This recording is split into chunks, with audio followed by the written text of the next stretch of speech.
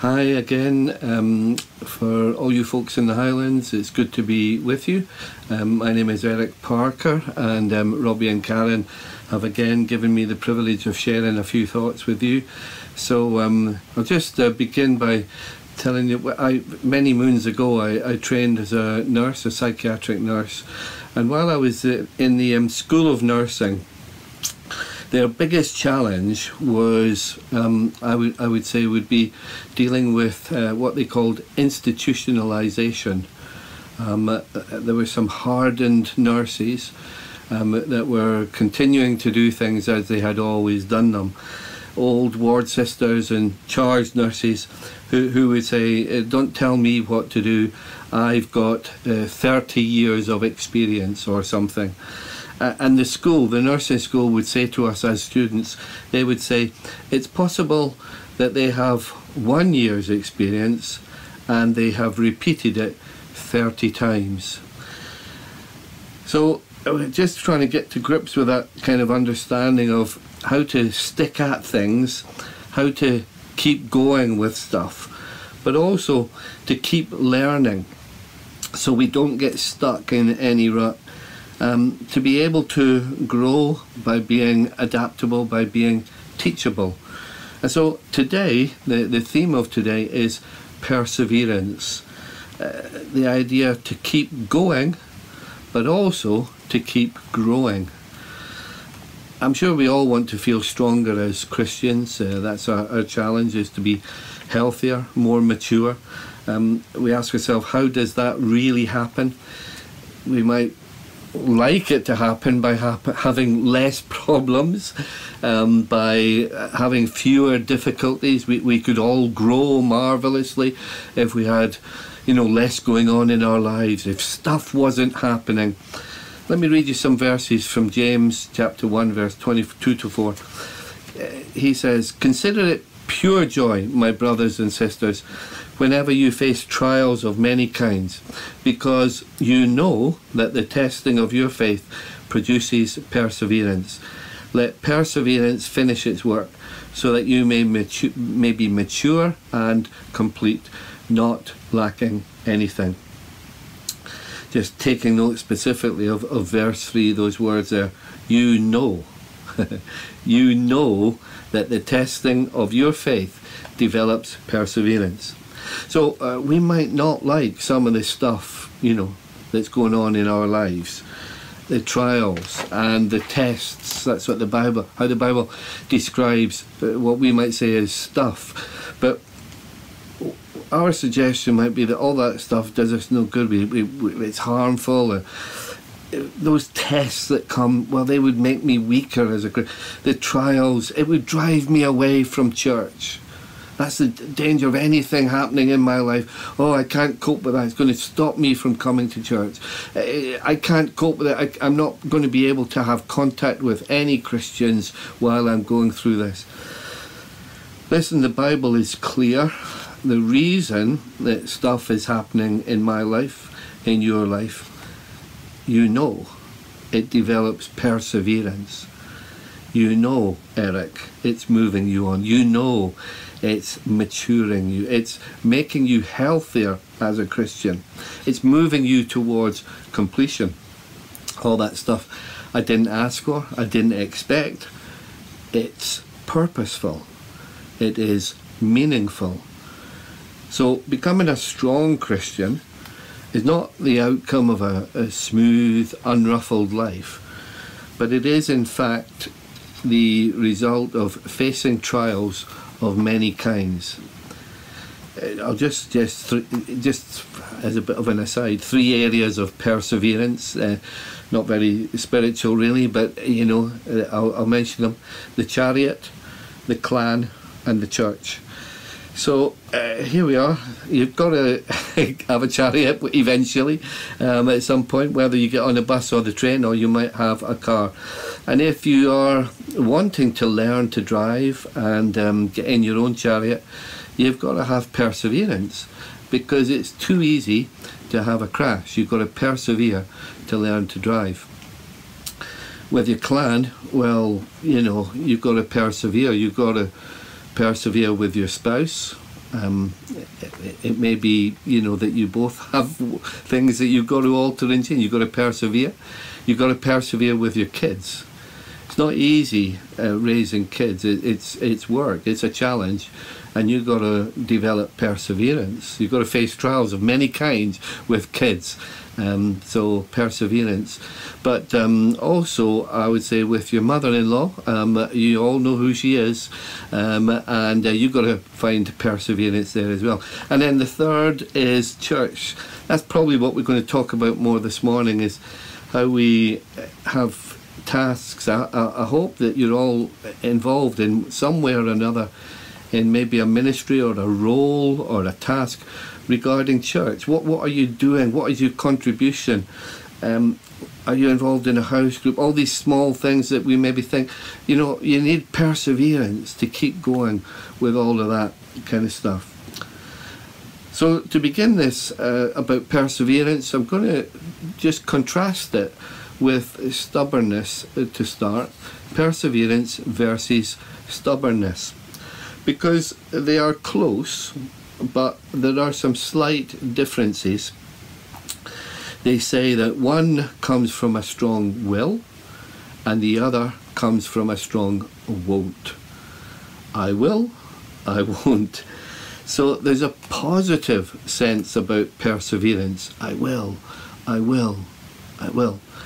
And there's a negative connotation about stubbornness. I won't, I won't. Josh Shipp, he says something, perseverance is stubbornness. He says the difference is purpose. That perseverance is stubbornness with purpose. And of course, that idea of purpose is in the Bible verses that we read. Let perseverance finish its work, so that you may be mature and complete, not lacking anything. That's the purpose. Not just to keep going, but to keep growing. You may be mature and complete. Walter Elliott, he says, perseverance is not a long race. It is many short races, one after the other. Another one, another one, another one, another one. And that's how perseverance is worked out. Maybe one day at a time, or just another month or another year, or however long we're planning. So we're looking at it in stages rather than like one long, you know, leap. We're going to look at a story that's in the Old Testament. It's found in Joshua chapter 6, and it's about the walls of Jericho falling down. We're going to read today. I'm going to read it. You're going to listen, I hope. But it's from the Quick and Easy Read Bible. I don't know whether you've ever heard that one before, but the Quick and Easy Read Bible is really helpful if you just want to get to grips with all the stories, with all the really interesting, vital stuff. It's just all put together in one volume. So let me read from that.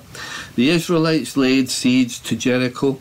No one went out and no one went in, and the people were terrified. Then God told Joshua, march around the city once with all the armed men. Do this for 6 days. Have 7 priests carry trumpets in front of the ark. On the 7th day, march around the city 7 times, with the priests blowing the trumpets. When you hear them sound a long blast on the trumpets, have all the people give a loud shout. Then the walls of the city will collapse, and Jericho will be yours. For 6 days the Israelites marched around the city, and on the 7th day they marched around Jericho 7 times. On the last time, when the priest sounded the trumpet blast, Joshua commanded the people, now shout, for the Lord has given you the city. When the trumpet sounded, the people raised a mighty cry, and the city walls trembled and collapsed. The soldiers charged in and took the city. So I've chosen that story because it illustrates something of the things that I said about perseverance. You have here Joshua receiving instruction from God and following it through, going with it, determined, with purpose. The purpose, of course, to bring the walls down. But it was repeatedly doing stuff, the same things each day. Not a long race, but many short races. And then Joshua discovering, those times where you've got a bunch of keys and you want to open a lock, and it's always the last key that opens the lock. So Joshua discovers it's the last key that opens the lock. That it's the last key thing that overcomes the problem. It's the last key thing that brings the walls down. This city of Jericho, it's built like a fortress. It's what we might call a stronghold. In other words, an imposing problem, something that has stood strong for a long time. A tough nut to crack, so to speak. I'd like to mention, a tough nut that many of our churches have to try and crack, and it's that barrier of numbers. The barrier for you might be, getting to 100, or it might be getting to 200. But there's a level, it's like a glass ceiling, it's like something that we haven't managed to break through. And that threshold, I'd love to see for Inverness Christian Fellowship, for you to break through that threshold, for those walls to come down, that would just allow you to push back, push past the barrier that's just been there, so that you see a numerically strong church. So you see the landscape changing and things becoming dramatically different because something has changed, something has altered. What we see in this story of Joshua and Jericho, we see simple things happening. And I want you to try and catch this kind of idea of just keeping going and keeping growing with simple things happening. Simple things that are synchronized and working in conjunction with other things. Just all obediently continued. I want you to also note that in this story, as you read it in the Bible, the narrative, that there's quite a good amount of silence in there. I just want you to know that, right? I'm not trying to say anything about Inverness or the people in Inverness, but it seems to have a good part to play. There's times where you just got to, there had to be silence, and nobody just saying something or deciding to butt in or something. It's really significant, and it's worth looking at. We find all the simple things are just put together, and they result in a demonstration of God's power, a demonstration of power that was able to change the landscape for future generations. Think of that as a goal. Think of that as a goal for your church. The challenge is to change the landscape for future generations.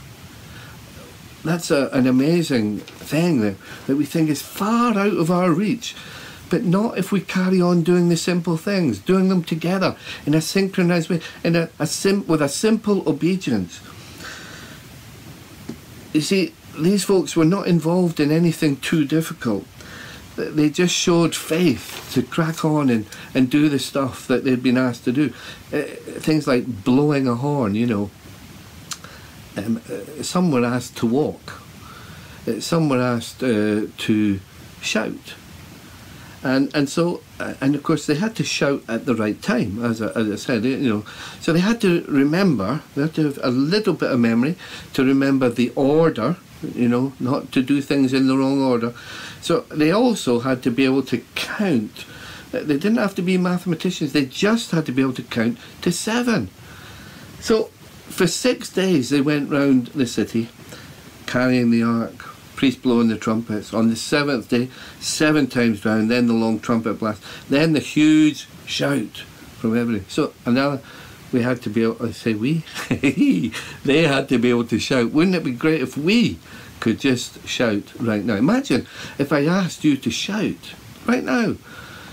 It would kind of, you'd be thinking, what is that about? Why would I want to do that? You know, it's dreadfully embarrassing. Eric, please don't embarrass us with that kind of request.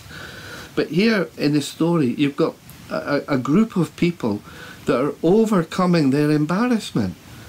They were just doing these things. They didn't really think that this was kind of, you know, a war strategy.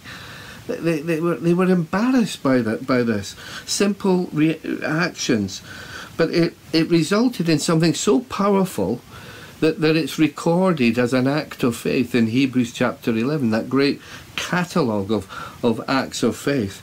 Hebrews 11 verse 30, by faith the walls of Jericho fell after the army had marched around them for 7 days.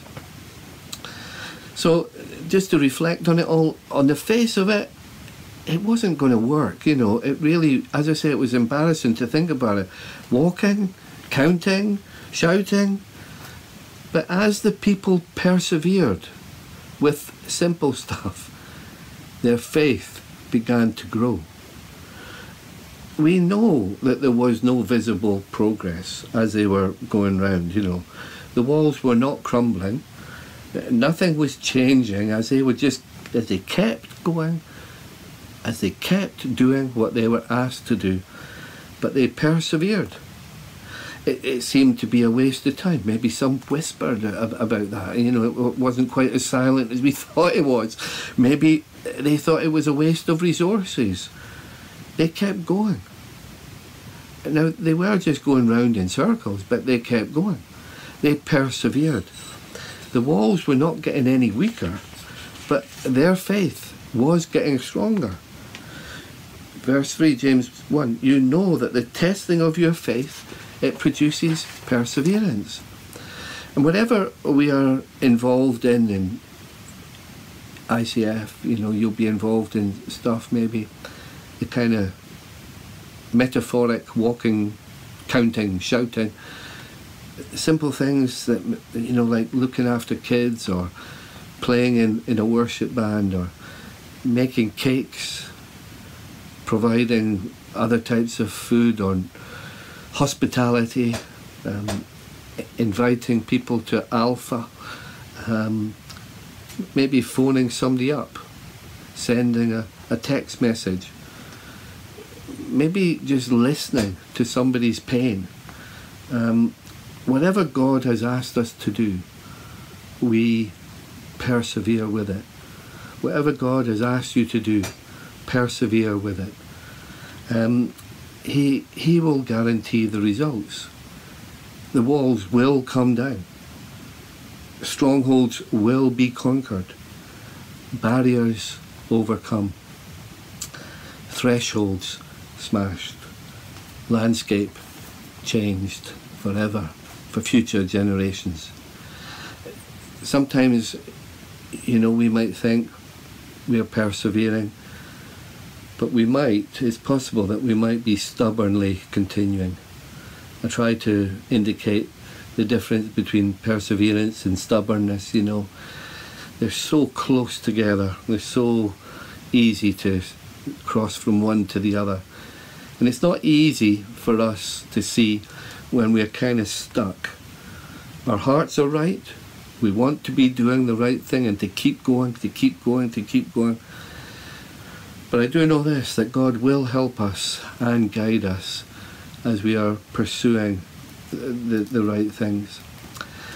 I was in McDonald's earlier in the week, and a little bird got into McDonald's. It was quite frightening for some people. It was only a little sparrow that was flying around. Well, McDonald's, the one that I visited, was about 90% glass. So the bird could see where it wanted to be, you know, out and flying free, and it kept flying into the glass, the panes of glass, and it would hit the pane and slide down, and then it would up again and flying around and hit the pane and bump and down again and get going. After every fail, you know, trying again. Perseverance was very real. Or stubbornness, just keeping going, I don't know. But at one point, eventually, somebody's hands just took that little bird and placed the bird where it could reach its goal. A door was opened and the bird was free. It could achieve its purpose and fly again. It could get going and grow and keep going. And sometimes in all of our perseverance, and sometimes when it crosses over to stubbornness, we need the hand of God to intervene, to lift us and place us strategically. So we're not banging our head on the glass anymore, but we're able to achieve purpose. We're able to get going and growing and fly free. I'm going to read a little poem to close. It's written by a man called Edgar Guest. He wrote a poem, it's entitled Don't Quit. When things go wrong, as they sometimes will, when the road you're trudging seems all uphill, when the funds are low and the debts are high, and you want to smile but you have to sigh, when care is pressing you down a bit, rest if you must, but just don't quit. Life is strange with its twists and turns, as every one of us sometimes learns, and many a failure turns about when they might have won had they stuck it out. Don't give up, though the pace seems slow. You may succeed with another blow. Often the goal is nearer than it seems to a faint and faltering man. Often the struggler has given up when he might have captured the victor's cup. And he learned too late, when the night went down, how close he was to the golden crown. Success is failure turned inside out, the silver tint of the clouds of doubt. And you never can tell how close you are. It may be near when it seems so far. So stick to the fight when you're hardest hit. It's when things seem worse that you must not quit. Let perseverance finish its work so that you may be mature and complete, not lacking anything. Thanks for listening. Trust that you'll have a good week, and God bless you as you just continue to honour him. Thank you. God bless. Bye.